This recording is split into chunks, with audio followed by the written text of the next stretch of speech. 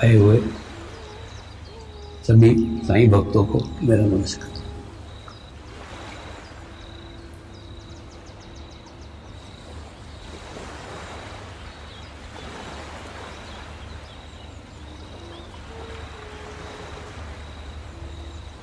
आज के कार्यक्रम की शुरुआत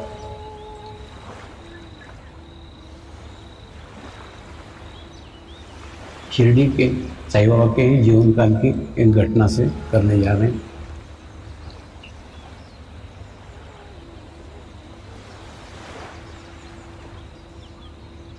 प्रत्येक सद्गुरु का समझाने का अपना एक तरीका होता है।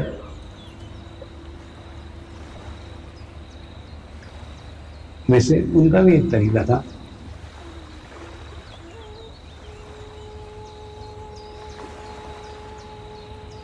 जिस भाषा का व्यक्ति उनके पास में आता था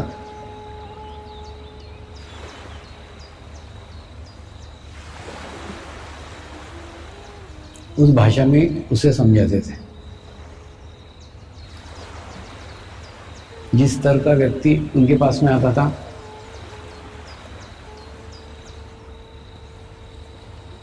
उस स्तर पे जाकर के उसको समझाते थे।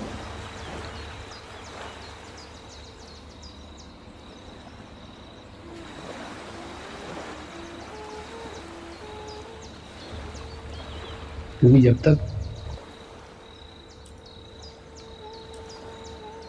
सामने वाले व्यक्ति के स्तर पे जाके आप नहीं समझाते उसको बात समझ में नहीं आती।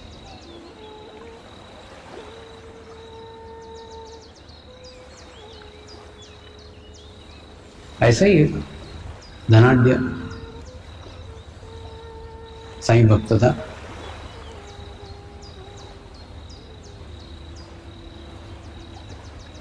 जिसने अपने जीवन काल में सब कुछ प्राप्त कर लिया था।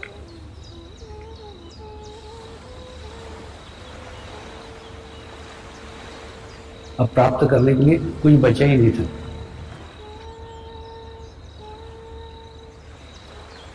जब मनुष्य के पास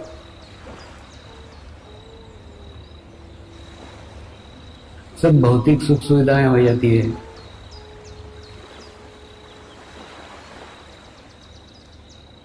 सब कुछ प्राप्त हो जाता है,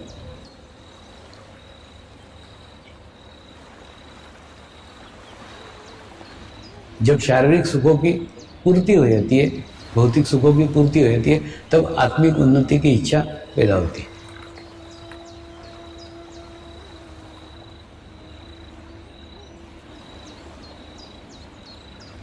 दूसरा, ये आध्यात्मिक प्रगति, आत्मिक प्रगति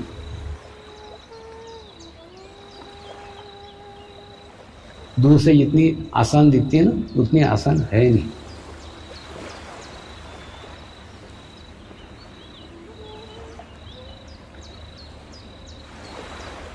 लेकिन उस व्यक्ति के जीवन में भी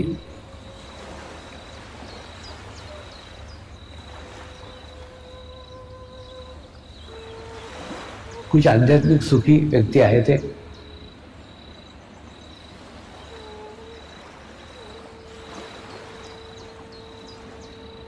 उनको प्राप्त समाधान से उनको मिले सेटिस्फेक्शन से, उनको मिले आत्म शांति से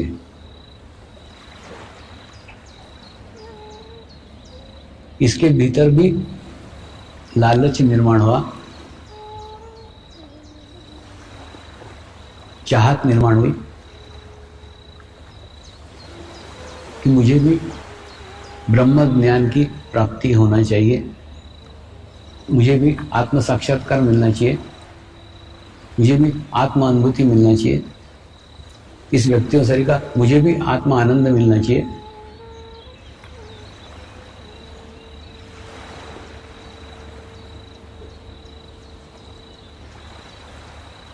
ऐसी आत्म साक्षात्कार की इच्छा लेकर के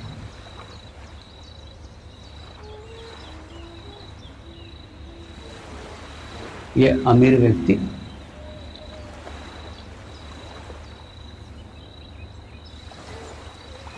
द्वारका माई में आया।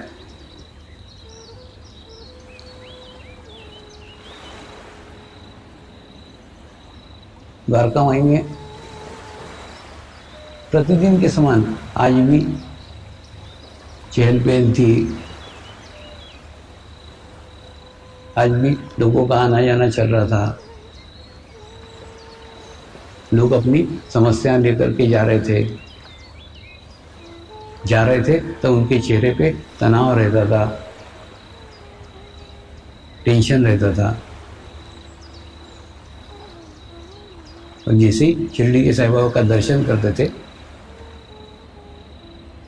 वैसे ही अपने प्रश्नों के उत्तर उनको पूछते थे, वो समाधान करते थे। और जो लोग वापस आते थे प्रत्येक के चेहरे के ऊपर एक समाधान झलकता था, एक आत्म शांति झलकती थी और एक विश्वास झलकता था कि मैंने समस्या बाबा के सामने रख दी, अब वो उसको पूर्ण करेंगे, मेरी समस्या दूर होगी। निश्चिंतता रहती थी। ऐसी निश्चिंतता लेकर के लोग जा रहे थे। समस्याएं बड़ी बड़ी नहीं थी, समस्याएं गहन नहीं थी, समस्याएं कठिन नहीं थी। सामान्य मनुष्य की सामान्य समस्याएं थी। किसी के लड़की की शादी नहीं हो रही है, किसी के लड़के को नौकरी नहीं मिल रही है, किसी के जमीन पे पानी नहीं लग रहा है,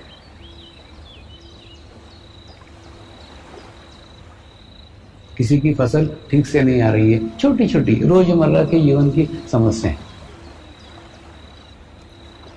ऐसी छोटी छोटी समस्या लेकर के लोग आते थे और समाधान लेकर के जाते थे।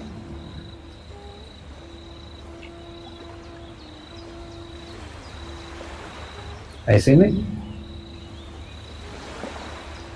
ये अमीर व्यक्ति, अमीर साधक, अमीर भक्त साईं बाबा तक पहुंचा, उनको साष्टांग दंडवत किया और प्रार्थना की, बाबा मुझे ब्रह्म ज्ञान की इच्छा है, ब्रह्म ज्ञान प्राप्ति की इच्छा है, मुझे आत्म साक्षात्कार की इच्छा है, आत्म अनुभूति की इच्छा है।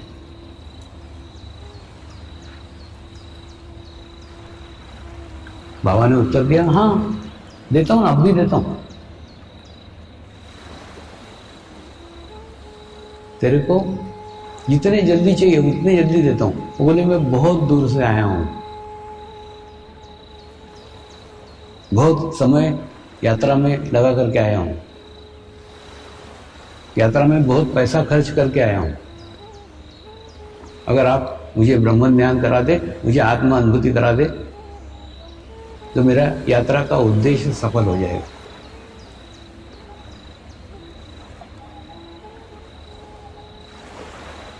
बाबा ने पहले उसकी तारीफ की। मेरे पास जितने भी लोग आते हैं सभी लोग सांसारिक सुखों के लिए आते हैं, अपनी रोजमर्रा की जीवन की समस्याओं के लिए आते हैं। ब्रह्म ज्ञान मांगने के लिए, आत्म साक्षात्कार मांगने के लिए कोई नहीं आता। तू तो बिरला है, तो तेरे को अवश्य दूंगा, जरूर दूंगा। क्योंकि ब्रह्म ज्ञान पाने के लिए, आत्म साक्षात्कार पाने के लिए कोई नहीं आता। नहीं, तब की बात नहीं कर रहा हूं, तो अभी भी खड़े रहो ना मंदिर के पास। जो लोग अंदर जाते हैं ना, उनको पूछो तुम काय के लिए आए हो। तुमको तब नहीं, अभी भी कोई भी नहीं मिलेगा जो आत्म साक्षात्कार पाने के लिए आ रहा है, जो आत्म ज्ञान पाने के लिए आ रहा है, जो मोक्ष की इच्छा को लेकर आ रहा है, कोई नहीं। जबकि शिरडी मोक्ष का द्वार है।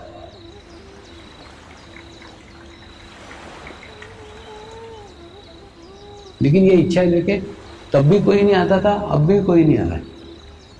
लेकिन तब आया था, कोई एक व्यक्ति आया था,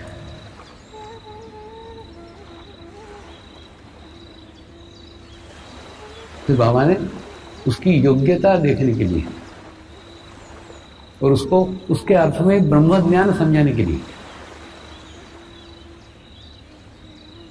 एक तरीका अपनाया, एक मार्ग अपनाया। उसको कहा थोड़ी उदी इकट्ठा कर, बहुत देर से आग जल रही है, तू थोड़ी उदी इकट्ठा कर, तब तक मैं तेरे को ब्रह्म ज्ञान देता हूं।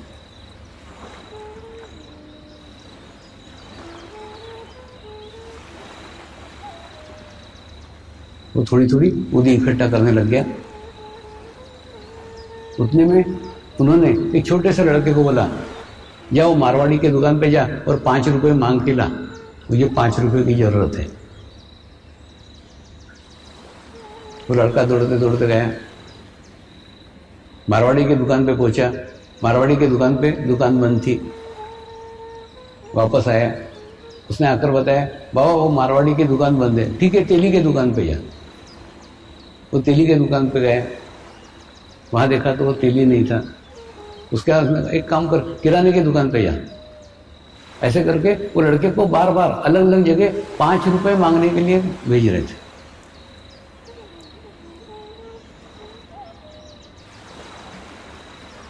उसके बाद में उस अमीर व्यक्ति को समझाते हुए कहा, तेरा ब्रह्म रुपए के अंदर है, बंडल के अंदर है। तेरे जेब में 250 रुपए हैं, लेकिन तू, मेरी 5 रुपए आवश्यकता थी, वो भी देने को तैयार नहीं था। तेरा चित्त इतना पैसे में, तेरे को ब्रह्म ज्ञान कैसे प्राप्त हो सकता है? ब्रह्म ज्ञान के लिए सबसे पहले विरक्ति चाहिए। इस सांसारिक सुखों से, धन से, संपत्ति से विरक्ति होना चाहिए। वो विरक्ति का भाव तो तेरे में है ही नहीं। दूसरा, इसके लिए इच्छा होनी चाहिए। सबसे पहले अंदर की इच्छा, अगर इच्छा होगी ना, सब बाकी सब चीजें अपने आप अपने सामने आ जाएगी। तो सबसे पहले इच्छा होनी चाहिए कि मुझे आत्म साक्षात्कार चाहिए, मुझे आत्म अनुभूति चाहिए, मुझे मोक्ष प्राप्ति चाहिए। ऐसी पहले तीव्र इच्छा होनी चाहिए। वो इच्छा भी तेरे में नहीं है, विरक्ति तो है ही नहीं। तीसरा, तेरे शरीर पे ही नियंत्रण नहीं है। तेरे अंदर अभी कितना अहंकार भरा है कि तूने कौन कौन सी तकलीफें उठाई, कितना पैसा खर्च किया। आया तो कोई मैंने बुलाया था क्या? तूने तेरा खर्च किया। ये सब बताने की क्या आवश्यकता थी? तभी शरीर का अहंकार भी बाकी है। चौथा, आत्म साक्षात्कार के लिए सद्गुरु को परमात्मा मानना पड़ता है। सद्गुरु परमात्मा नहीं, मैंने बोला ना, परमात्मा कोई शरीर हो ही नहीं सकता, लेकिन सद्गुरु को परमात्मा मानना पड़ता है। क्यों मानना पड़ता है? तुम उसको मानो या ना मानो, उसको कुछ फर्क पड़ने वाला नहीं है। तुम उसको परमात्मा मानो या मत मानो, कोई फर्क नहीं पड़ेगा। फर्क पड़ेगा तुमको। तुम अगर सद्गुरु को परमात्मा मानते हो तो तुम्हारी गुण ग्राहकता, तुम्हारी रिसीविंग 100% हो जाएगी। तुम्हारी ग्रहण करने की क्षमता, तुम्हारी ग्रहण करने की शक्ति 100% हो जाएगी। तुम उसका संपूर्ण अच्छाइयां ग्रहण कर सकते हो। परमात्मा मानना एक घटना है, लेकिन वो परमात्मा मानना यानी क्या? उसके प्रति अपनी पूर्ण गुण ग्राहकता की, एकाग्रता की चरम सीमा है। इससे अधिक हम ग्रहण कर ही नहीं सकते। जितना ग्रहण कर सकते हैं, पूरी एकाग्रता, पूर्ण समर्पण, पूर्ण शुद्ध भाव।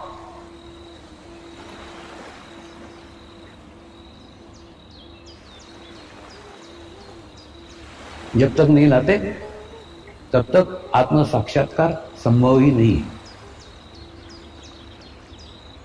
तो ऐसा तेरे में कुछ भी नहीं है। तो ब्रह्म ज्ञान मिलना खूब कठिन है। दूसरा, ब्रह्म ज्ञान मोक्ष का मार्ग है, मोक्ष का रास्ता है।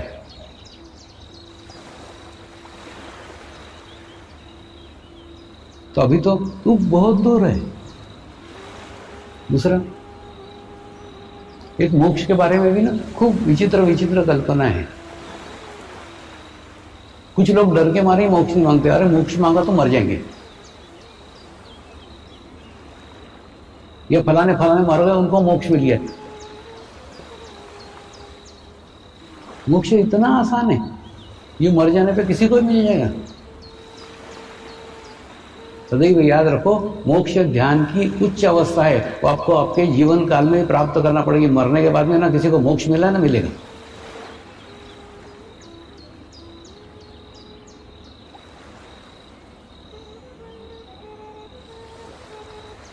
और ये सब अनुभव से बता रहा हूं। मोक्ष की स्थिति शिव बाबा ने आज 40 साल पहले दी थी, मैं अभी भी जिंदा हूं।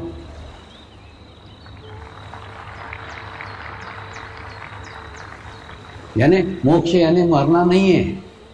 हाँ, जीते जी मर जाना मोक्ष है। एकदम सिंपल डेफिनेशन, जीते जी मर जाना मोक्ष। यानी तुम्हारा शरीर का भाव पूर्ण समाप्त हो गया, तुम मर गए, ये मोक्ष।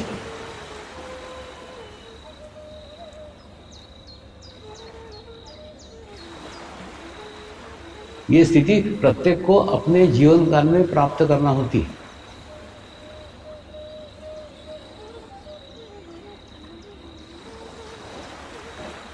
अब सोचो ना, वो स्थिति मिल जाने के बाद में आपका नाभि चक्र पूर्ण विकसित हो चुका होगा। आप आपके लिए कुछ मांगोगे ही नहीं, तृप्त हो। तुम्हारी आवश्यकता के पहले आवश्यकताएं पूर्ण हो जाती है, तो मांगने की जरूरत ही नहीं रहती।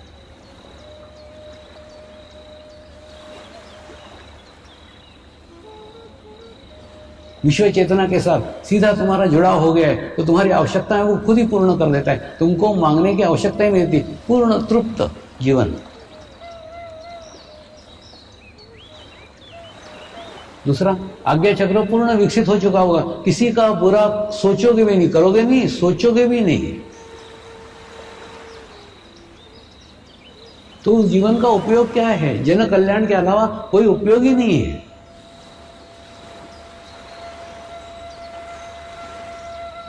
मोक्ष प्राप्ति के बाद में तुम्हारा सारा जीवन काल दूसरों के लिए व्यतीत होगा।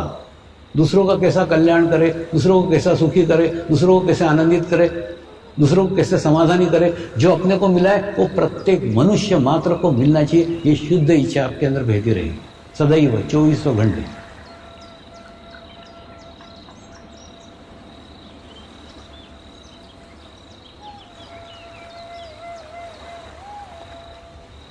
तो मोक्ष पूर्ण समाधान की वह स्थिति है जिस स्थिति में हमको हमारे जीवन काल में ही पहुंचना है।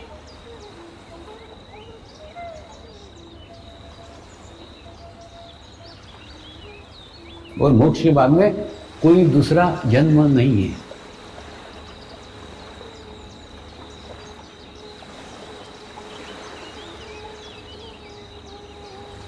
थोड़ा समझाता हूं इसको विस्तृत में। देखो, पिछले जन्म के कर्म भोगने के लिए तुमने ये जन्म लिया, ठीक है। उसके बाद में इस जन्म में आते हैं पुराने कर्म भोगने के लिए। वो कर्म भोगते हैं और भोगते भोगते फिर नए कर्म खड़े कर देते हैं। और नए कर्म खड़े करने के बाद फिर वो कर्म भोगने के लिए दूसरा जन्म लेते हैं। और कर्म के चक्र में हम सदैव लगे ही रहते हैं, लगे ही रहते हैं, लगे ही रहते हैं। ये कर्म का सिद्धांत, कर्म की बातें जापान के अंदर ये प्रश्न खूब पूछे जाते हैं। जब मैं जापान यात्रा में गया था ना, तो उनको कैसे समझाया, आपको समझाता। अब जैसे मान लो यहां पे आप पैदा हुए हो और ये पूर्ण आपका जीवन काल आपको चलने का है और यहां तक पहुंचने का है। तो वो लोग बोलते जब सब कर्म भोगने के ही है तो ध्यान काय को करने का। तो मेडिटेशन क्या को करने का, जो होने वाला है वो तो होगा ही ना। मैंने कहा बिल्कुल होगा ना, लेकिन अगर आप ध्यान करोगे तो क्या होगा, ध्यान के माध्यम से तुम लाखों आत्माओं की सामूहिकता में जुड़ोगे, और लाखों पवित्र आत्माओं के सामूहिकता में जुड़ोगे तो क्या होगा ये कि जब तुम्हारा बुरा समय चल रहा है वो कब बीत गया तुमको पता भी नहीं चलेगा। मैं आपको समझाता हूं। देखो, जैसे एक पानी का ग्लास है, उस पानी के ग्लास में आप एक चम्मच काली शाही डाल दो तो एक चम्मच काली शाही से पूरा ग्लास का पानी काला हो जाएगा। हाँ, लेकिन वही एक चम्मच शाही तुम गंगा नदी में जाकर डालो हरिद्वार में, वो कहाँ चली गई पता ही नहीं चलेगा। तो गंगा नदी में जाकर के काली शाही गोरी हो जाती है क्या? नहीं, वहां पे भी उसका अस्तित्व काला ही रहता है, लेकिन नगण्य हो जाता है। उसी प्रकार से जब मैं करके तुम पानी का ग्लास बनते हो, तो जब तुम तुम्हारे पूर्व जन्म के कर्म भोगते हो ना, तब तुमको पूरा जीवन कलुषित हो जाता है, एकदम तकलीफ हो जाती है, एकदम परेशानी हो जाती है। लेकिन तुम ग्लास पानी की जगह गंगा का पानी बन जाते हो, नदी का पानी बन जाते हो, तो तुम्हारी कहाँ तकलीफ है तुमने भोग ली, तुमको तुम्हारा भी पता नहीं चलता। सामूहिकता में आने को इसीलिए कह रहा हूं। तो फिर से बताता हूं, तो जैसे ही तुम सामूहिकता में आते हो, ये भोगते हो ना, ये सारे कर्मफल भोगते हो। कर्म भी दो प्रकार के, एक कर्म वो जो तुमने पैदा होने के बाद में, अभी समझ लो 40 साल के हो, तो 40 साल के उम्र तक जो तुमने बुरे कर्म किए वो, उसका प्रभाव तुम्हारे शरीर के ऊपर है।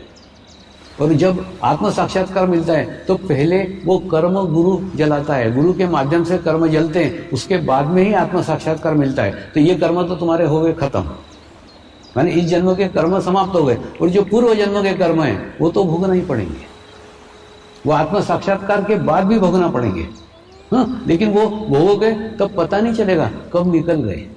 क्यों? क्योंकि सामूहिकता में भोगोगे, कलेक्टिविटी में भोगोगे, गंगा नदी का पानी बन करके भोगोगे तो होगी चुबन, लेकिन चुबन पता नहीं चलेगी कि कब भोग लिए।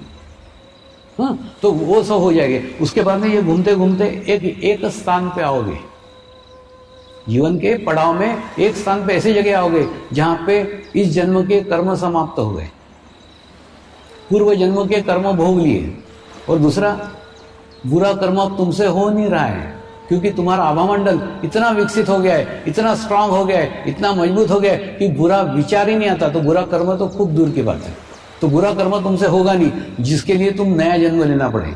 दूसरा, जो अच्छा कर्म करोगे वो अच्छा कर्म तुम सामूहिकता को समर्पित कर दोगे, गुरु को समर्पित कर दोगे, तो बुरा कर्म तुम्हारे पास होगा नहीं, अच्छा कर्म तुम अपने साथ बांधोगे नहीं। तो बताओ ना, एक शून्य का स्थिति तुमको तुम्हारे जीवन काल में प्राप्त हो जाएगा, जहां ना तुम्हारे पास अच्छा कर्म बाकी है ना बुरा कर्म बाकी है। जब तुम्हारे पास कोई कर्म ही बाकी नहीं रहा तो नया जन्म काहे के लिए लोगे? कोई निमित्त ही नहीं है, कोई कारण नहीं है, इसलिए तुम नया जन्म लोगे, कुछ अगला जन्म ही नहीं है। यह स्थिति मोक्ष की स्थिति कहलाती है, जब तुम्हारे जीवन काल में कोई कर्म ही बाकी नहीं रहे, बुरे कर्म हो नहीं रहे, अच्छे कर्म अपने साथ बांध ही नहीं रहो, तो कोई कारण ही नहीं है, कोई रीजन ही नहीं है जिस कारण से तुम नया जन्म लो।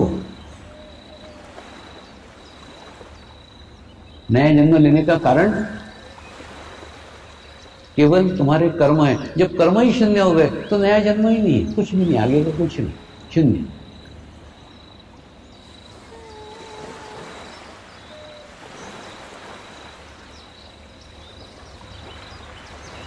अब प्रश्न आता है,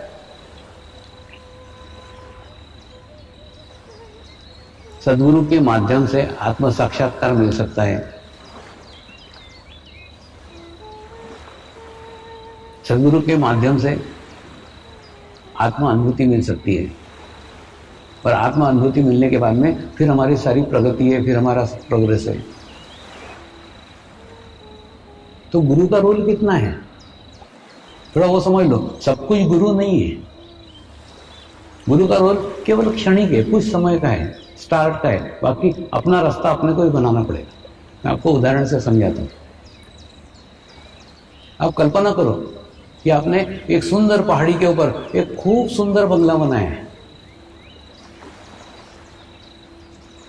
उस बंगले के अंदर सारे इलेक्ट्रिक के इंस्ट्रूमेंट है, फ्रीज है, टीवी है, टेप रिकॉर्डर है, सब है, इलेक्ट्रिक के इंस्ट्रूमेंट सब है,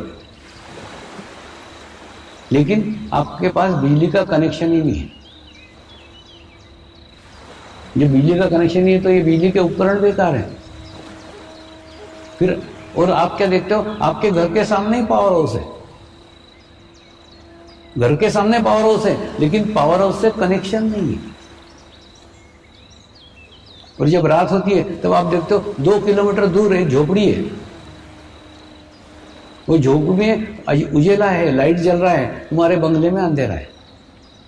वो झोपड़ी है, तुम्हारा बंगला है, वो दूर है, तुम पास हो, लेकिन तुम्हारे घर में अंधेरा है, उसमें उजाला है। क्यों? उसका कनेक्शन उस पावर हाउस के साथ है, तुम्हारे बंगले का नहीं। फिर उस झोपड़ी को देख करके तुमको तुम्हारे जीवन में प्रेरणा मिलती है कि मुझे भी पावर हाउस का कनेक्शन मिलना चाहिए। तो फिर क्या करते हो, आप एक एप्लीकेशन देते हो पावर हाउस को कि मेरे भी घर में बिजली दी जाए, मेरे को बिजली का कनेक्शन दिया जाए। उसके बाद में पावर हाउस से एक इलेक्ट्रिशियन आता है, वो खंभे से लेके आपके घर तक, मीटर तक एक लाइन खींच देता है, और उसके बाद में आपके बंगले को लाइट का कनेक्शन देता है। वो इलेक्ट्रिशियन लाइट का कनेक्शन देने के बाद में फिर कहीं और चला जाता है, और वो कनेक्शन करने के बाद में आपको आपके घर के लाइट जलाना होंगे। फिर आप 0 का बल्ब जलाओ, 15 का बल्ब जलाओ, 30 का बल्ब जलाओ, 100 का बल्ब जलाओ, ऐसे बड़े बड़े फ्लड लाइट लगाओ, तुम्हारी इच्छा।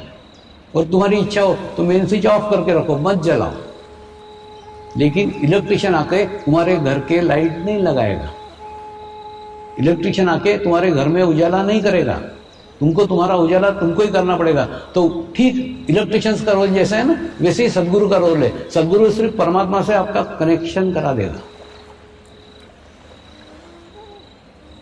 कनेक्शन करने के बाद में आपको कितनी आध्यात्मिक प्रगति करने की है, आपको कितना आध्यात्मिक प्रोग्रेस करने का है, आपको इसी जन्म में मोक्ष प्राप्ति करने के क्या और जन्मों जन्मों का सफर करने का है,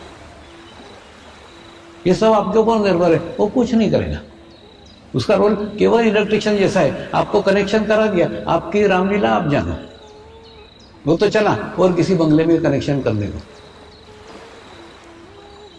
बस इतना ही रोल सदगुरु का है। सदगुरु सिर्फ कनेक्ट करा देता है, कनेक्ट करने के बाद में अपनी प्रगति अपने को ही करना पड़ती है। सदगुरु कोई हथेली नहीं लगाता बाद में।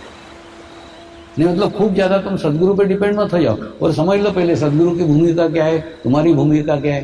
पावर हाउस यानी परमात्मा,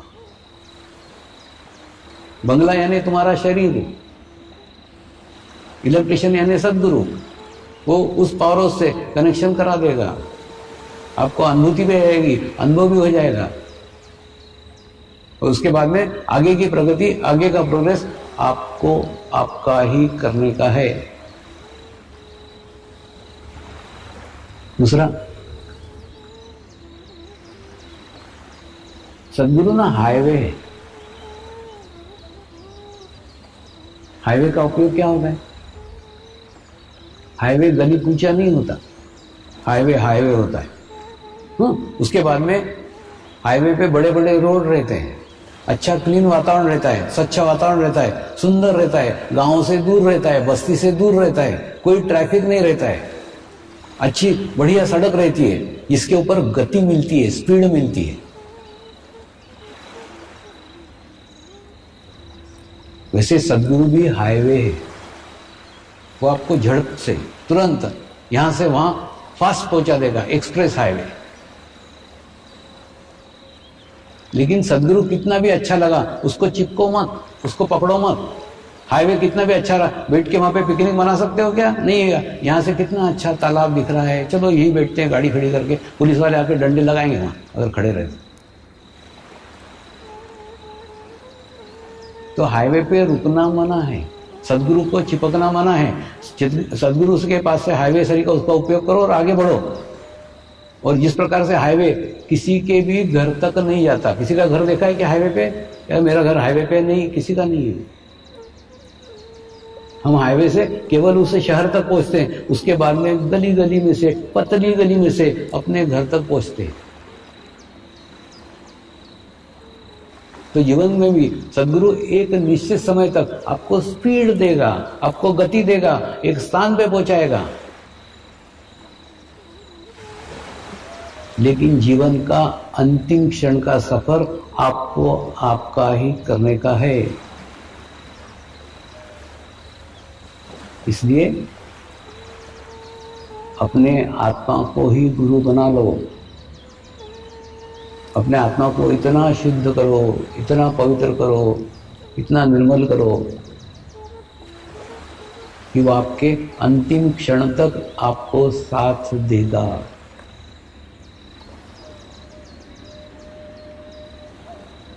सदगुरु का उपयोग केवल हाईवे इतना करो, बस इतना ही करना है। एक बार सिंगापुर के कुछ साधक मुझे एक सिंगापुर के होटल में खाना खाने को लेके गए। वो होटल की विशेषता ये थी, भारतीय एक आश्रम के द्वारा वो होटल संचालित था। उस होटल में बिल कुछ नहीं था, तुम्हारी जो इच्छा है वो दो, और अच्छा भारतीय शुद्ध शाकाहारी खाना वहां मिलता था। और सर्विस देने वाले भी सब सेवाधारी थे, कोई नौकर नहीं था, कुछ नहीं था, कुछ नहीं। मुझे लेके गए, 4-6 साधक भी मेरे साथ में थे, हमने अच्छे से खाना खाया। खाना खाने के बाद में एक साधक वहां पे कुछ डोनेशन देने के लिए गया, दान देने के लिए गया। वहां प्रथा क्या थी, वहां जाकर के खाना खाओ, तुमको जो इच्छा वो दो, कोई कंपलसरी नहीं कि इतना दो उतना दो, जो तुम्हारी इच्छा है वो दो।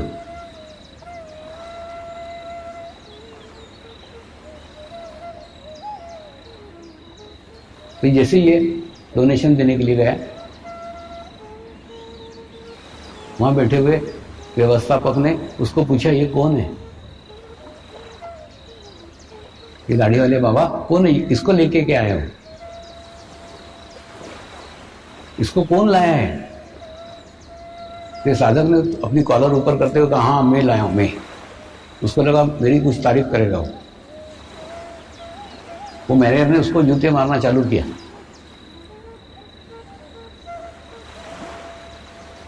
इसने कहा ये मेरे सदगुरु है, एकदम सामान्य है, ये सामान्य आदमी सरी के रहते हैं, मैं इसको लाया। वो मैनेजर ने कहा, जहां तुमने सदगुरु को सामान्य समझा वहां तुम्हारी ग्रहण करने की क्षमता समाप्त हो गई। वो सदगुरु अपने आप को कितना भी सामान्य दिखाए या सामान्य समझे, तुम सामान्य समझने की गलती मत करना, क्योंकि तुम्हारी गुरु ग्राहकता पूरी खत्म हो जाएगी, पूर्ण समाप्त हो जाएगी। और तुम्हारे गुरु आज जीवित है, इसलिए तुमको गुरु की कदर नहीं है। मेरे गुरु जीवित नहीं है, मुझे मालूम है गुरु क्या होता है, क्योंकि उनके गुरु जीवित नहीं थे, समाधिस्थ थे। तुमको तुम्हारे गुरु के जीवन काल में जीने को मिल रहा है, इस सौभाग्य समझो।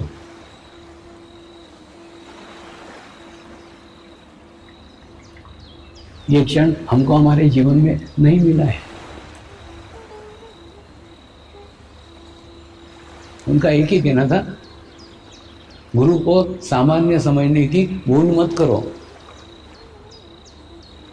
वो सामान्य नहीं, अद्वितीय है, उसके जैसा दूसरा कोई नहीं।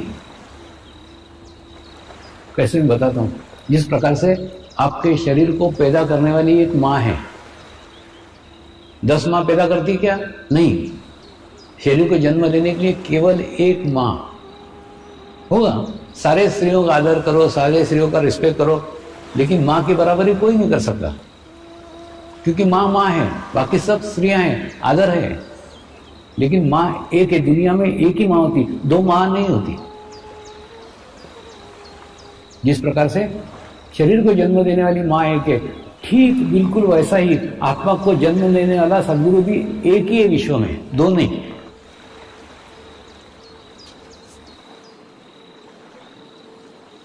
अरे जब हमारी आत्मा एक है तो गुरु दो कैसे हो सकते हैं? तो आप सोचो ना, सदगुरु आत्मा की मां है, उसने तुमको जन्म दिया है, तुम्हारे आत्मा को जन्म दिया है, तो वो अद्वितीय है, वो दो कैसे हो सकता है? वो एक है।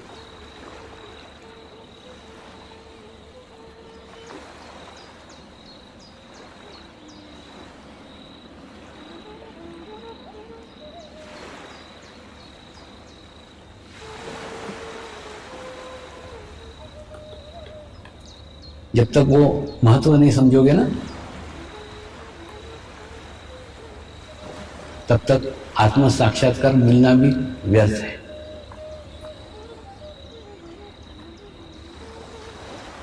मेरे को तो मेरे गुरुदेव ने कुछ हीरे दिए हुए हैं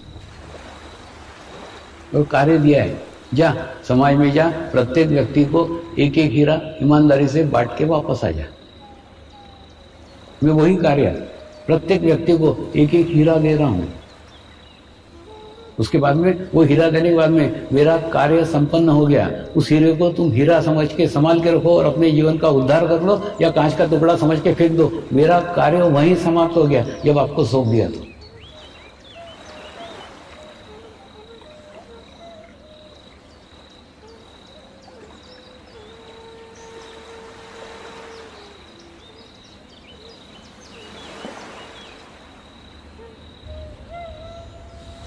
अब सोचो ना, सदगुरु को छोड़ करके आपको अंतर्मुखी करने वाला दुनिया में कौन है? थोड़ा सोचो, मेरी बातें मत सुनो, मेरे बातों पर विश्वास मत करो, तुम अपनी खोपड़ी चलाओ। दुनिया में सदगुरु के सिवा अंतर्मुखी करने वाला कौन है? कोई भी नहीं है। सारी दुनिया तुमको बाहर आपके चित्त को लेके जाती है, बाहर की जानकारी देती है, बाहर की इंफॉर्मेशन देती है। तुमको तुमसे मिलाने वाला केवल दुनिया में एक ही है। अब इस एक को खोजना कैसे?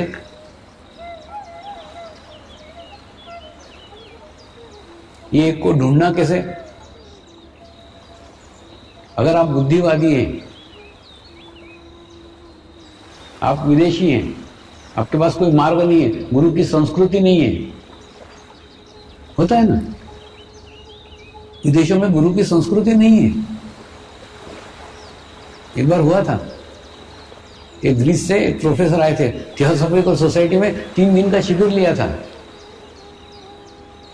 3 दिन के शिविर में इतने प्रश्न मुझे पूछते थे, इतने प्रश्न पूछते थे, और जब 1-to-1 के लिए आए ना तो रोते रोते ही आए और मेरे चरणों में गिर पड़े। बोले बाबा, मैं तुमको गुरु के रूप में स्वीकार नहीं कर रहा हूं, क्या कारण है? मैंने कहा तेरा कोई दोष नहीं है, तेरे यहाँ गुरु की संस्कृति नहीं है। हमारे यहाँ हम जिसको भगवान बोलते राम, उसके भी गुरु थे। जिसको हम कृष्ण बोलते भगवान, उसके भी गुरु थे। हमारे यहाँ तो गुरु की परंपरा है, तुम्हारे देश में गुरु ही नहीं है, तो उसमें तेरा दोष नहीं, तेरे संस्कृति का दोष है, तेरे आसपास के वातावरण का दोष है। तो अगर आप विदेश में हो और विदेश से सुन रहे हो, तो आप ओरा का सहारा लो, हवा मंडल का सहारा लो। आजकल इतनी मशीनरी आ गई है, इतने अच्छे कैमरे आ गए, ओरा को जांचा जा सकता है, ओरा को परखा जा सकता है। ओरा को देख करके ही गुरु को पहचान। तुम थोड़ी देर उस ओरा का निरीक्षण करते रहो, निरीक्षण करते रहो, निरीक्षण करते रहो, तुम्हारे अंदर एकदम महसूस हो जाएगा कि यही है जो मुझे अंतर्मुखी कर सकता है। मैं जिसको खोज रहा था, मैं जिसको ढूंढ रहा था, वो यही है। ये एक मार्ग है, ये एक रास्ता है। बुद्धिवादियों के लिए ओरा है, आभामंडल है, और जो भावपूर्ण लोग हैं या भारतीय लोगों के लिए, उनके लिए शिरडी है। मैं यही नहीं, दुनिया में बोलता हूं, जीवंत गुरु के पास जाने का रास्ता समाधिस्थ गुरु के पास से जाता है।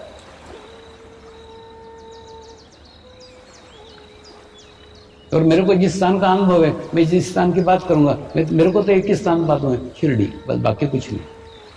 मैं सबको शिरडी भेजता हूँ, शिरडी जाओ, अपना सर फोड़ो नारियल सड़ी का, और वहां मांगो मुझे आत्म साक्षात्कार चाहिए, मुझे मोक्ष चाहिए। और दूसरा, अपनी औकात देखने का है ना, तो शिरडी अकेले आना, किसी का पल्लू पकड़ करके मत आना। तुम क्या करते हो मालूम है, सामूहिकता में चले आते हो, तुम्हारी औकात भी नहीं रहती शिरडी आने की, फिर भी शिरडी पहुंच जाते हो। नहीं, ये प्रयोग जिस दिन करने का है उस दिन एकदम अकेले आना, किसी को बताने का भी जरूरत नहीं कि शिरडी जा रहा हूं, एकदम अकेले आओ, पूर्ण भाव के साथ आओ। कोई भौतिक चीजें मत मांगो, कोई सांसारिक चीजें मत मांगो, कुछ मत मांगो, और एकाग्र चित्त होकर के आओ, रुको, शांति के साथ बैठो, और वहां एक ही प्रार्थना करो, हे साईनाथ मुझे आत्म साक्षात्कार प्रदान करे, मुझे आत्म अनुभूति प्रदान करे।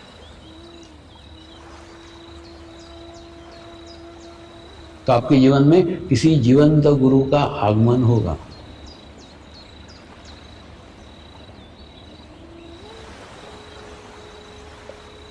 ऐसा क्यों होगा?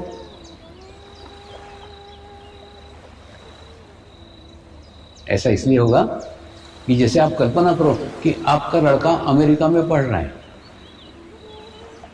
उसके बाद में अचानक उसको कोई जरूरत पड़ गई, उसको कोई तकलीफ आ गई, उसको कोई संकट आ गया, उसने आपको फोन किया, पिताजी मेरे को ये तकलीफ हो रही है, मुझे सहायता चाहिए। आप बैठे हो भारत में, लड़का बैठा अमेरिका में, हेल्प कैसे करोगे? हेल्प करना संभव ही नहीं है। फिर क्या करोगे आप? आपका जो मित्र आपके लड़के के पास में रहता है, आप उसको फोन करोगे, उसको बोलोगे मेरे लड़के को थोड़ी हेल्प कर दे। क्यों? क्योंकि वो लड़का तेरे पास में है, तू लड़के के पास में है, वो हेल्प कर सकता है, लेकिन आप यहां बैठ करके वहां पे मदद नहीं कर सकते। ठीक उसी प्रकार से जैसे ही आप शिरडी के साईं बाबा को प्रार्थना करोगे तो वो आत्म साक्षात्कार नहीं दे सकते। क्यों? क्योंकि वो समाधिस्थ हो चुके। आत्म साक्षात्कार जीवंत गुरु के बिना संभव नहीं है। फिर वो क्या करेंगे आपको नहीं मालूम, लेकिन आपके जीवन काल में जो भी जीवंत माध्यम हो गए, उस माध्यम के साथ आपका कांटेक्ट करा देंगे, आपके जीवन में उसका प्रवेश हो जाएगा। क्योंकि बड़ा कठिन प्रश्न है, इतने सारे गुरु हैं, हम पहचानेंगे कैसे मेरा गुरु कौन सा है, मेरी माँ कौन सी है, मेरी कौन सी माँ है जो मेरे आत्मा को जन्म देगी।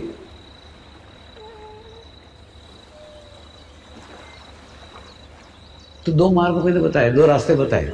अगर बुद्धिवादी है ओरा का सहारा लो, अगर भावपूर्ण है तो शिरडी का सहारा लो। इसलिए मैंने कहा ना, शिरडी मोक्ष का द्वार है, बशर्ते तुम वहां जाके वो मांगो।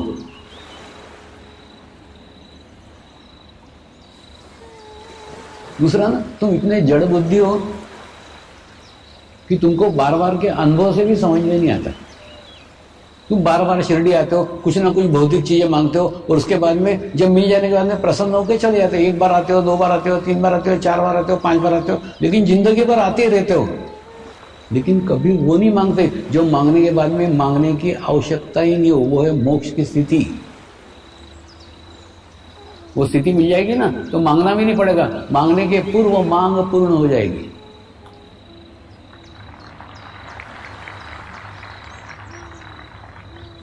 एक बार वो मांग करके देखो ना।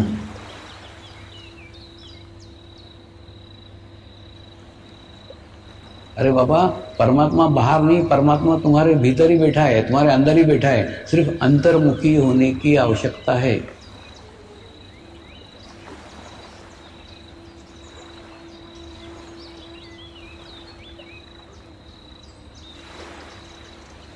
जिस प्रकार से कोई कोल्हापुर से आपको लेटर आता है तो तुरंत आप लिफाफे का स्टैम्प देख करके पहचान जाते हो कि कोल्हापुर से लेटर आया है।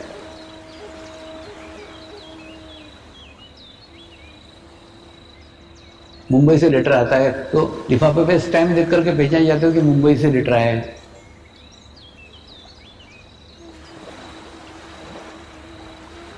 ठीक उसी प्रकार से शिवा ने मेरे ऊपर एक स्टैम्प मार दिया था। स्टैम्प मारने के बाद में फिर दूसरे गुरु उस स्टैम्प को देख के पहचानने लग गए। ये नमस्कार।